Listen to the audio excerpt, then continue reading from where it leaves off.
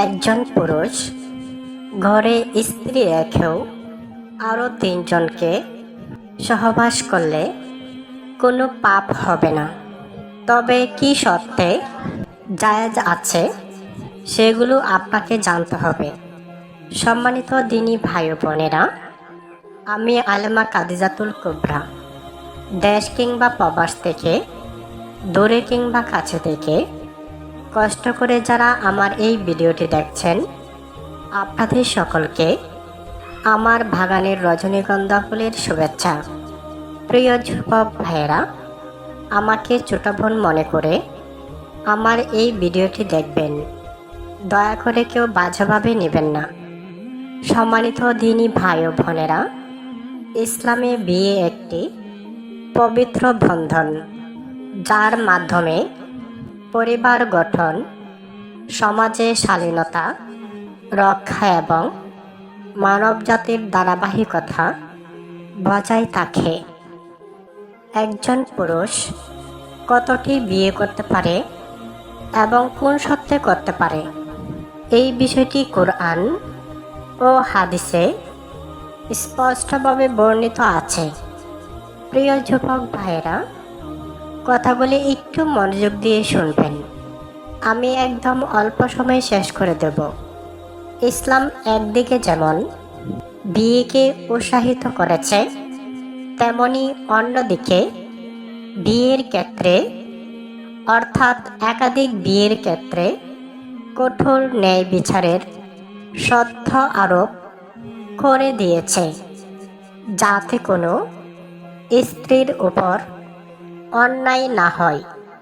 পবিত্র কোরআনে মহান আল্লাহ তাআলা বলেন, তোমরা তোমাদের পছন্দ মতো নারীদের মধ্য থেকে 2, 3 বা 4 জনকে বিয়ে করো, কিন্তু যদি তোমরা আশঙ্কা করো যে ন্যায় বিচার করতে পারবে না, তাহলে এটি একটিই যথেষ্ট।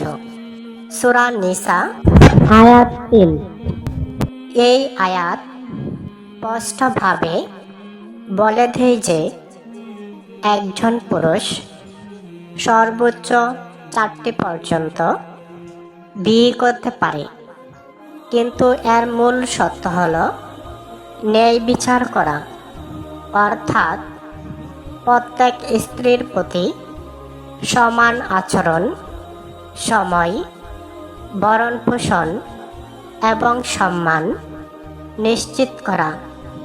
এই ন্যায় বিচার শুধু কথার মধ্যে সীমাবদ্ধ নয়, বরং বাস্তব জীবনে তা পালন করা অত্যন্ত গুরুত্বপূর্ণ।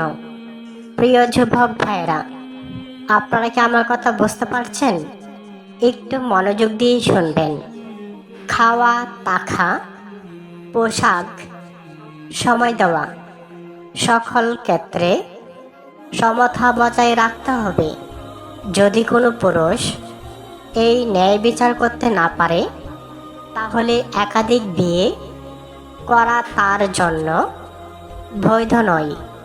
কোরআনের আরেক জায়গায় আল্লাহ তাআলা বলেন, তোমরা যতই চেষ্টা করো না কেন স্ত্রীদের মধ্যে সম্পূর্ণ সমতা স্থাপন করতে পারবে না। সূরা নিসা আয়াত 129। এই আয়াত থেকে বোঝা যায় যে একাধিক বিয়ে একটি দায়িত্বপূর্ণ বিষয়, যা সহজ নয়। হাদিসে প্রিয় নবী সাল্লাল্লাহু আলাইহি ওয়াসাল্লাম বলেছেন, যার 2 জন স্ত্রী আছে এবং সে তাদের মধ্যে ন্যায় বিচার করে না, কিয়ামতের দিন সে এমন অবস্থায় আসবে যে তার শরীরে এক পাশ হেলে থাকবে। শুনানি তিরমিজি হাদিস 1141।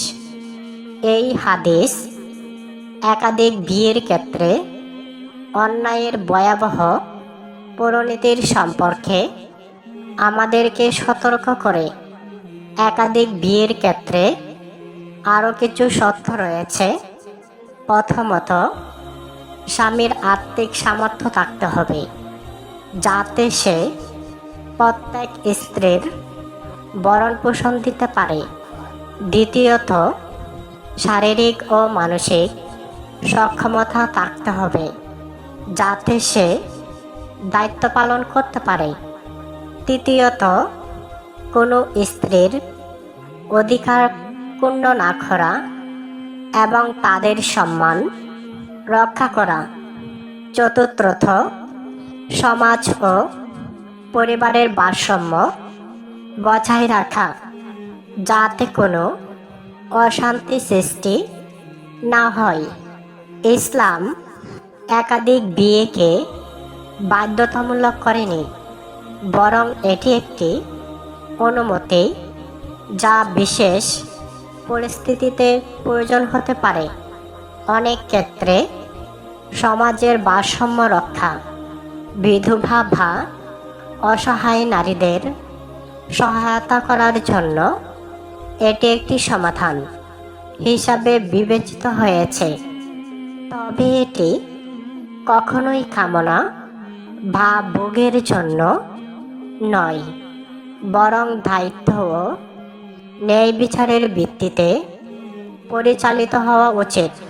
সুতরাং বলা যায়, ইসলাম একজন পুরুষকে সর্বোচ্চ 4টি বিয়ের অনুমতি দিয়েছে, কিন্তু এর সাথে কঠোর শর্ত আরোপ করে দিয়েছে। ন্যায় বিচার, দায়িত্ববোধ এবং আল্লাহর ভীতি ছাড়া একাধিক বিয়ে করা উচিত না।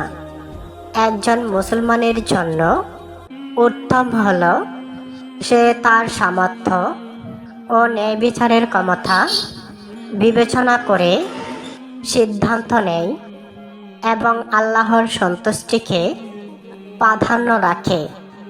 এতে তার দাম্পত্য জীবন হবে শান্তিপূর্ণ ও সে দুনিয়া ও আখিরাতে সফলতা লাভ করবে।